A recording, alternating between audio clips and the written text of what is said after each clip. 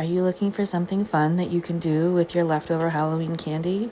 Well, if you have some melting chocolate or candy melts around, you can make a festive little bark. All you need is some parchment paper and a spatula, some melted chocolate, and some leftover Halloween candy to go ahead and throw in it. I'm going to be using candy corns, Whoppers, and Kit Kats, which were selected by my sweet little child. So this is literally just as easy as it sounds, with melting the chocolate until it's smooth and then going ahead and pouring it on top of your flat surface with parchment paper and then allowing it to harden as it begins to cool.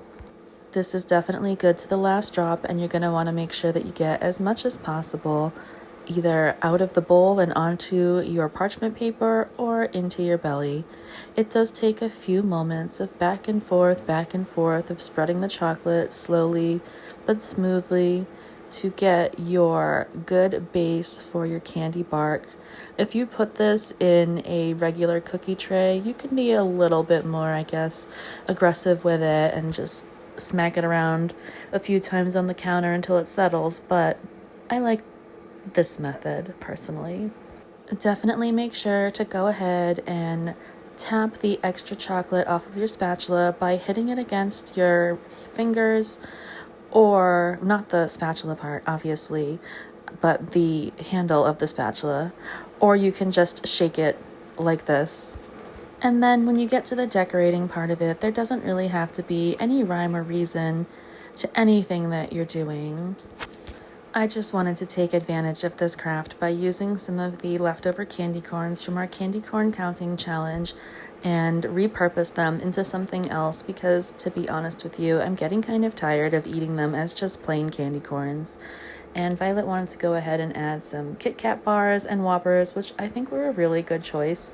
Although I wish I had more chocolate to melt because admittedly, the patch of bark right here is not as thick as it probably should be, but there's always next time. We usually do a lot of the candy making or bark making during our hibernation season, also known as winter. So this was really just using up some of the leftover stuff that we had kicking around from the candy melts that we made around Halloween, which was just 3 blocks of meltable chocolate. So we went ahead and put this in the refrigerator, and after about an hour, this is what it looked like, all solid and solidified and ready to break apart and eat. And eat we sure did.